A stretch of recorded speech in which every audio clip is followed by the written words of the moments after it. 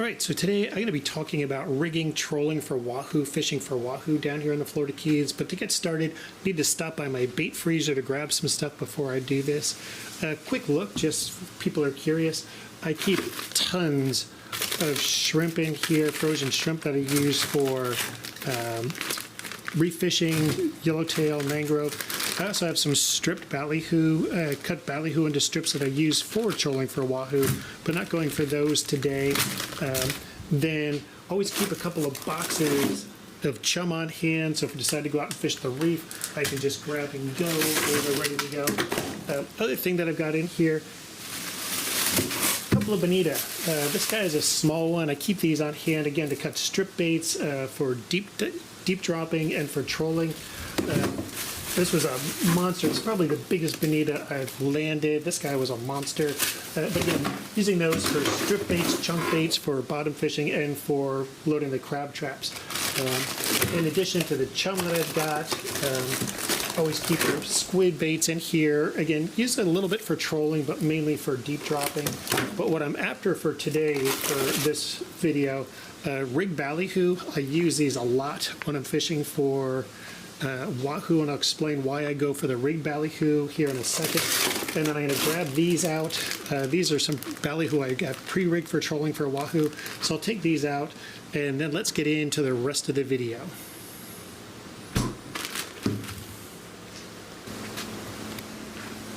All right, let's talk some Wahoo fishing.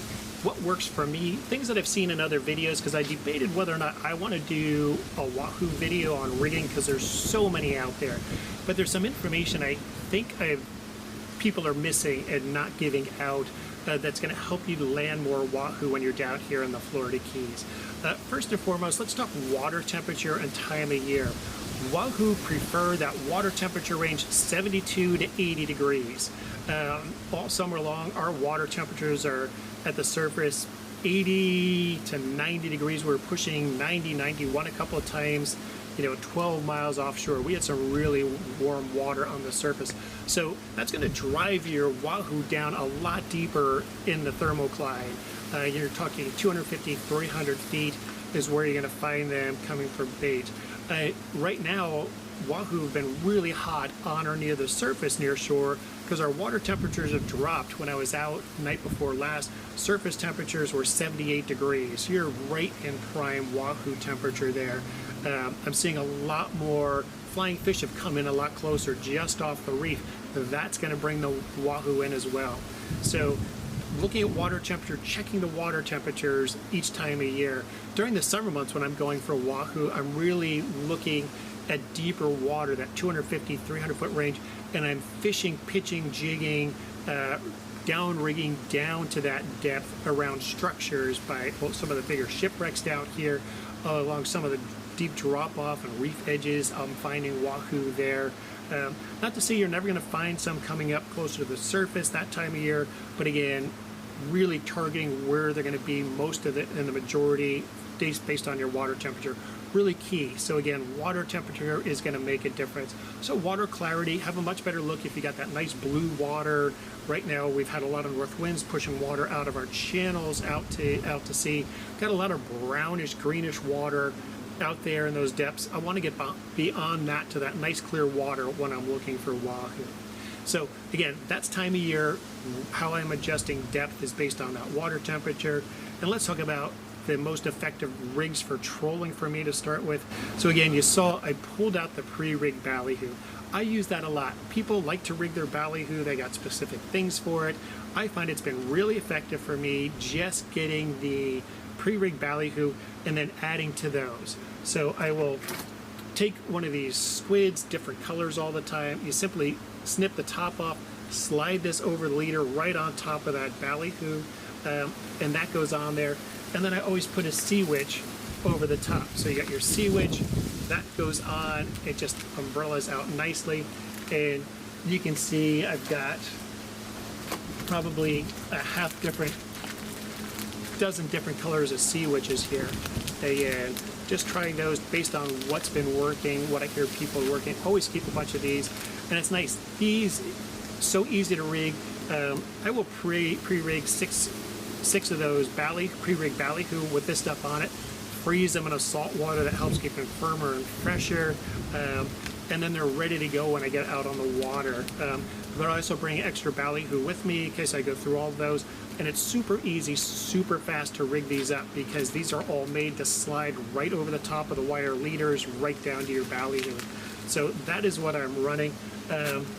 Pre-rigged, this is one, you got that little squid underneath with the, you got the ballyhoo, you got the squid, and then my sea witch over the top on that one. Here's another one with the bigger squid on there, all the way through, and there's a ballyhoo that I haven't pre-rigged frozen to that one, so pardon how that looks, but you can see what I'm doing there. So that is my rig for the ballyhoo and how I set the ballyhoo up. Now, how do I present those to the fish? I really like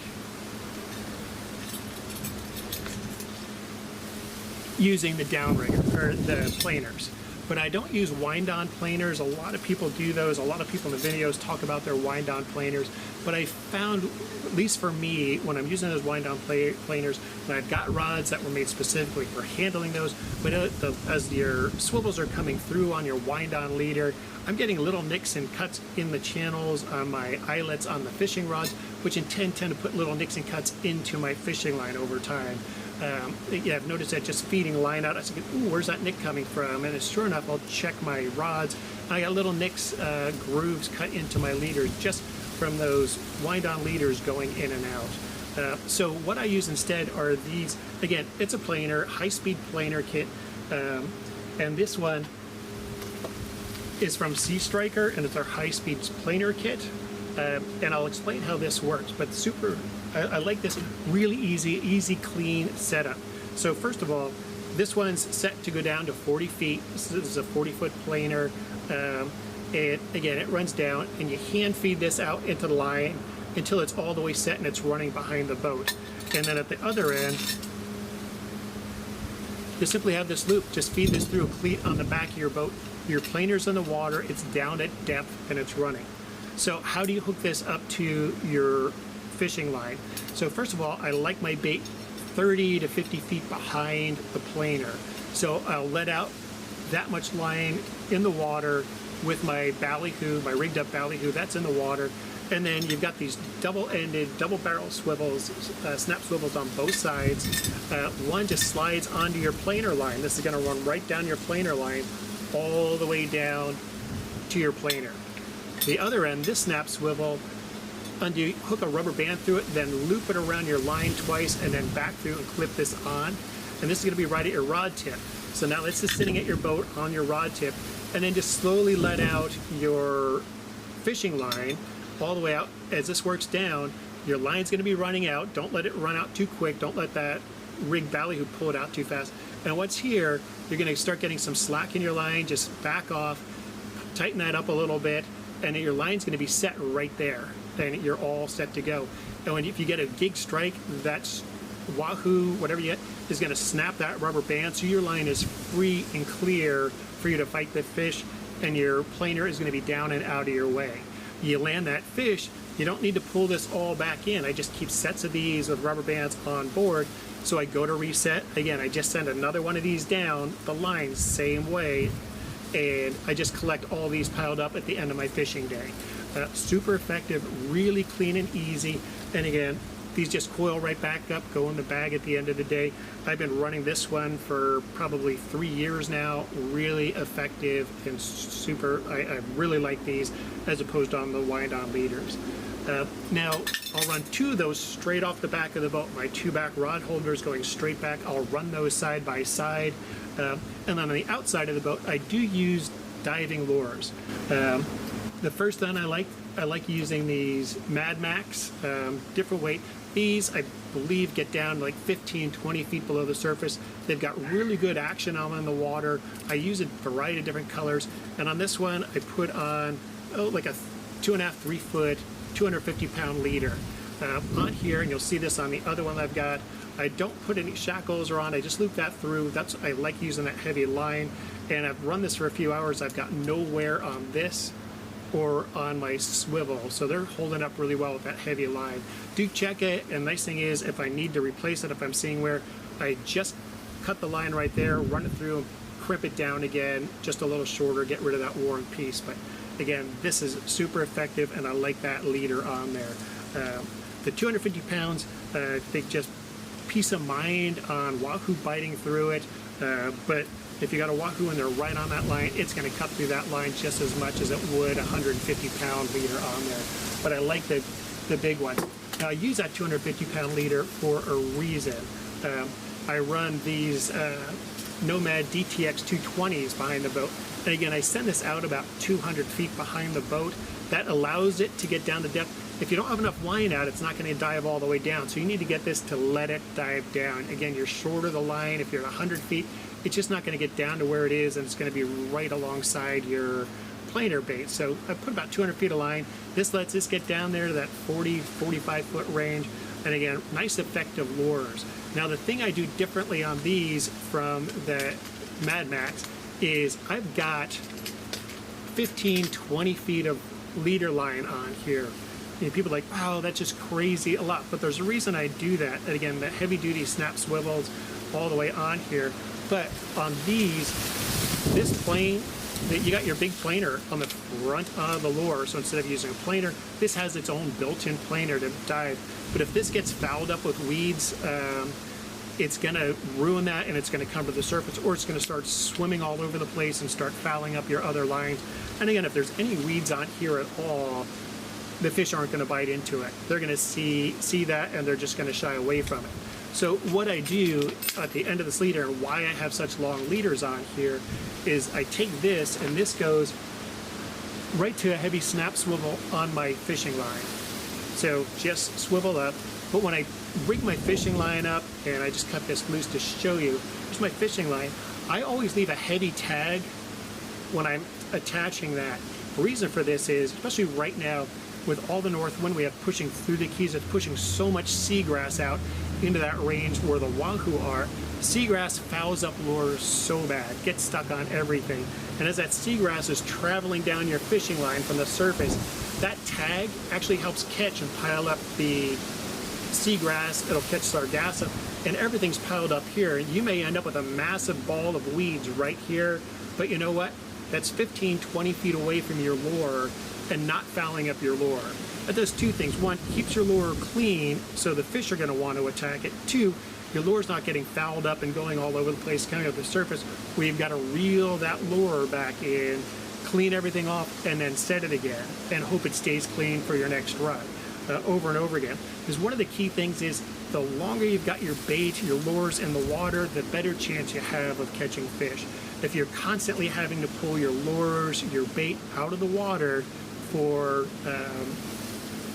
to clean them, clean weeds off, you're gonna be losing fish time and losing fish. So again, it doesn't take much, just a small tag in on your fishing line right there.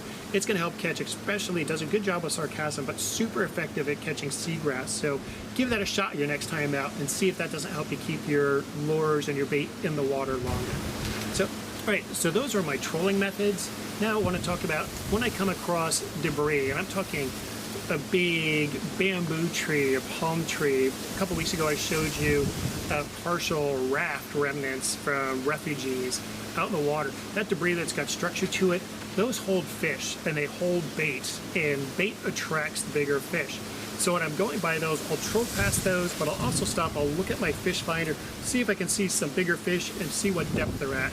And really a high probability of Wahoo strikes when I get those and I find those the right type of structure, the right type of debris in the water.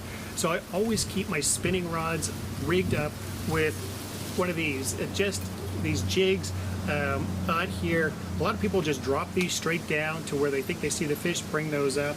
That works. What I've gotten into is where I like to cast these about 20 yards past the debris, let it sink for 25, 30 seconds, let it get down there deep, and then I'll jig these back to the boat. And that way it's coming diagonally across all those different layers of water. So it's spending a little more time at each depth as it's coming back to the boat, just popping those along. Super effective method for me, especially for Wahoo and mahi under that debris.